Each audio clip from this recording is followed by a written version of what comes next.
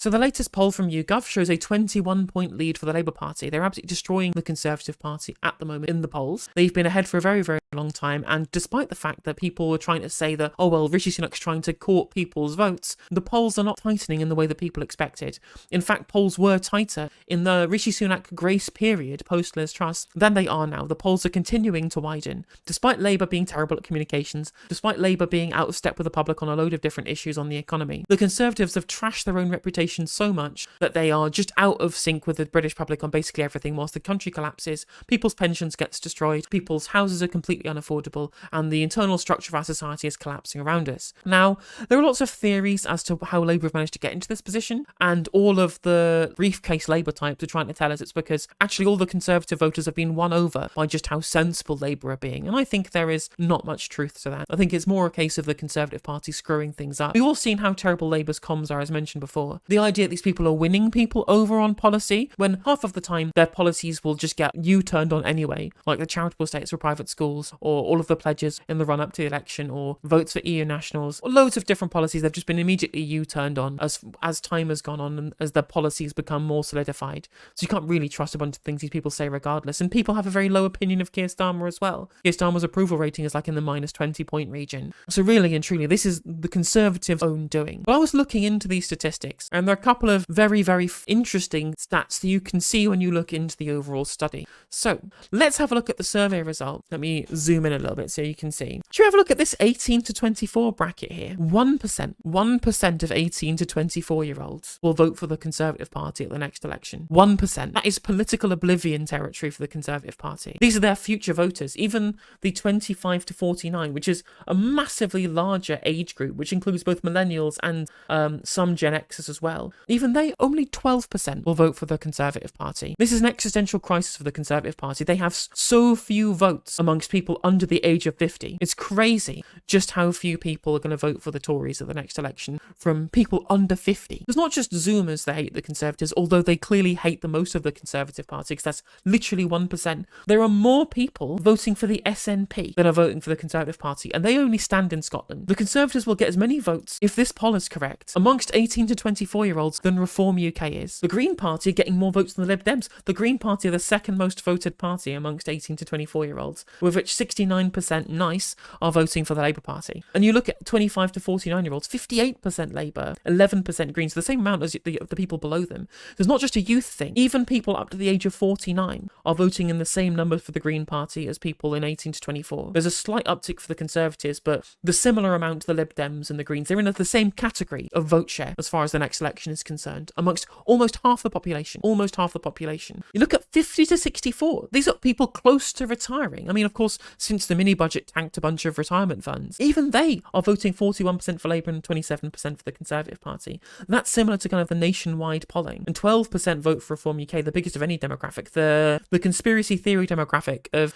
people below retirement but in the middle classes who are throwing their toys out of the pram, that capitalism is sucking more than they expected to. But the thing is, people keep telling me, right, is that what Labour have done to get into this position is that they've won over older populations, that because they have shifted on the economy to look more quote-unquote sensible, a lot of kind of older Conservatives are voting for them. But they're not. 46% to 21% are still voting for the Conservative Party among the over 65s. Over 65s are still voting Tory. Even though the fact that the Tory COVID response, as Emmy Killy points out in chat, actually took a load of these people out of the voting population, to be very euphemistic on this one. Even after all of that, what happened with the care homes, and what happened with their pension funds, still voting for the Conservatives. Only 21% of over 65s are voting for the Labour Party. There still is a massive, gaping generational chasm. But even after all of this, old people will vote for the Conservative Party. It's also worth looking here. One thing I also wanted to check out on this one. If you look here, the more working class demographics, obviously there's only approximation, because it doesn't include whether or not you're still working, right? If you're a pensioner, but you're in that class when you worked,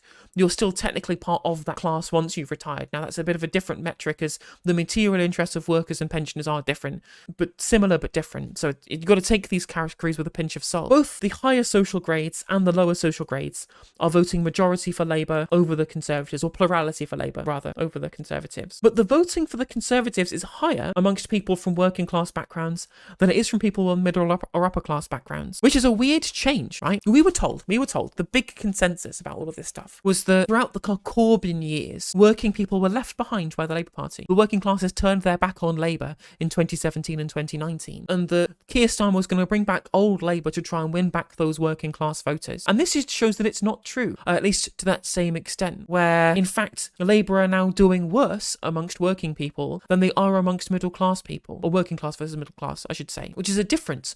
Let's take a look at the 2017 election, for example. Obviously, we still have a difference of age groups where actually younger people are now even more left-wing than they were before, in the fact that, they were 27 times more likely to vote for Theresa May than they are to vote for Rishi Sunak. The gap, as far as the older population is concerned, is substantially wider, a 36-point gap, rather than what it is in this one, which it is a 25-point gap. It's only 21% Labour against 25% Labour. So actually, older people are less likely to vote Labour now than they were in 2017, if this poll is correct. If we go down to social class, the only social class that voted majority for Labour was the lowest ones, was class DE. If you combine it with C2, it would still be overall majority for Labour. So there was more Labour support as a proportion amongst working age people or working class people in 2017 than there is now. So this actually disproves this idea that Jeremy Corbyn lost the working class. He actually lost the middle classes, really and truly. So there's 47% of DE voting Labour in 2017. And here, despite the collapse of the Tory, it's only 40% now want to vote Labour and 27% want to vote Conservative. This is the Conservative vote has died, but it's being picked up by Reform, it's being picked up by the Lib Dems. There's no evidence to me that this is now the party of working people. This is the party of the professional managerial class.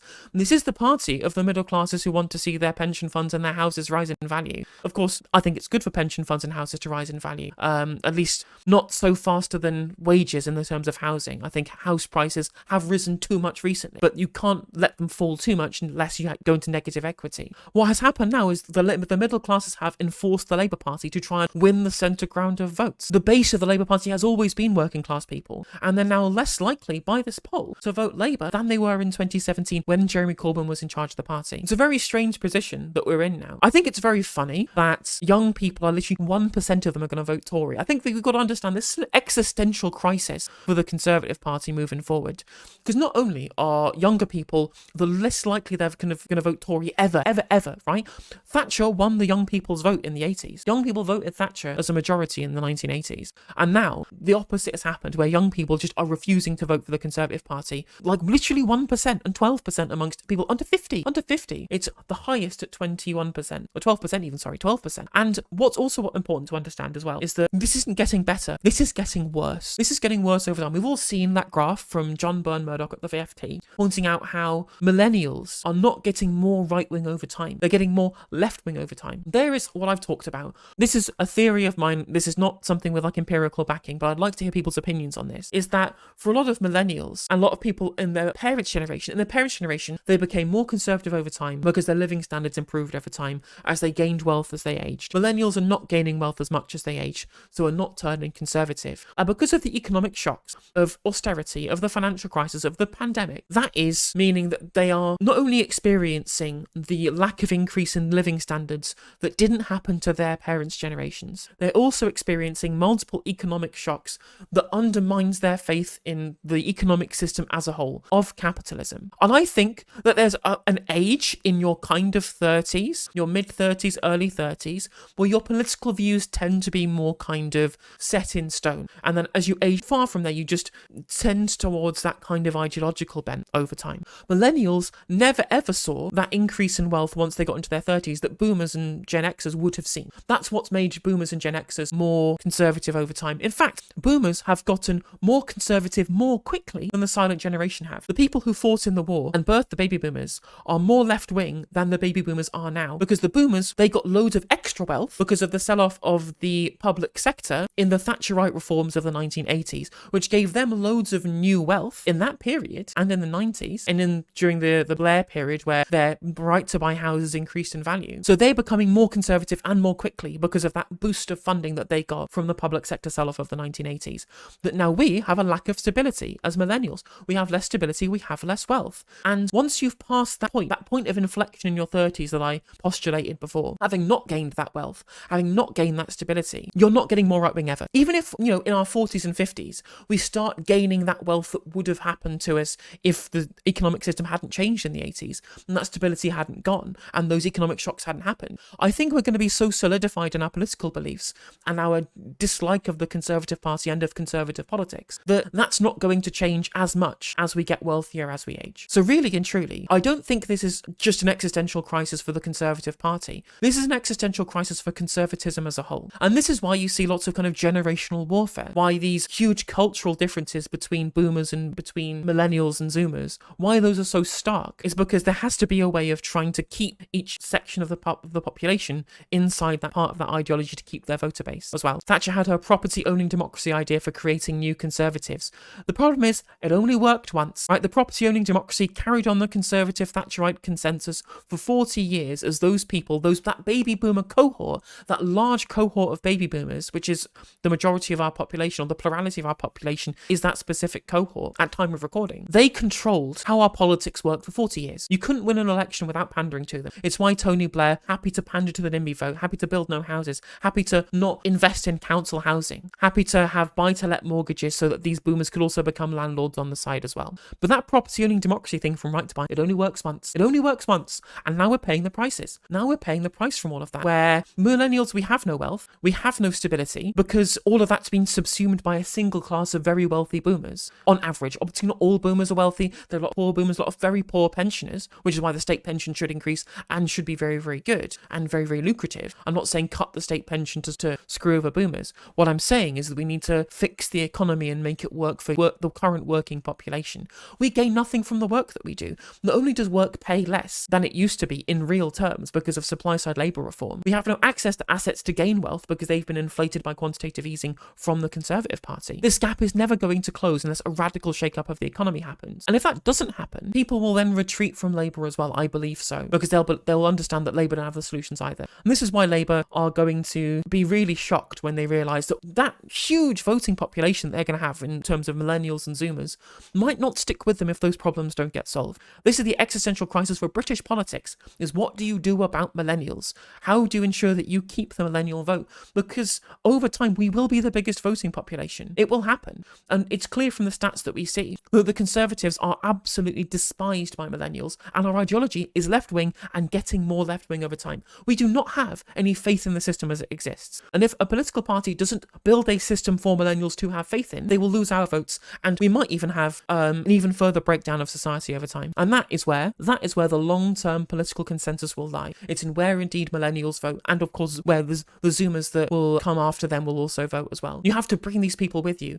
Thatcher knew how to bring the boomers with her through right to buy and through the property-owning democracy. Tony Blair bought into that ideology by keeping neoliberal frameworks. George Osborne was forced to engage in austerity to save it after it collapsed in 2007, 2008 by trying to keep the power in the hands of rich people using austerity rather than fighting against it Jeremy Corbyn style to try and break austerity and make our society fairer. And that consensus will end, and there'll be a new consensus coming very, very soon. There just has to be a party ready to deliver it. And Labour, they're not delivering it. And as you can see from these results, they're not that much better in terms of the Labour vote overall, based upon those demographics, than they were in 2017. It's just the Conservative vote has fallen off a cliff because no one trusts them anymore.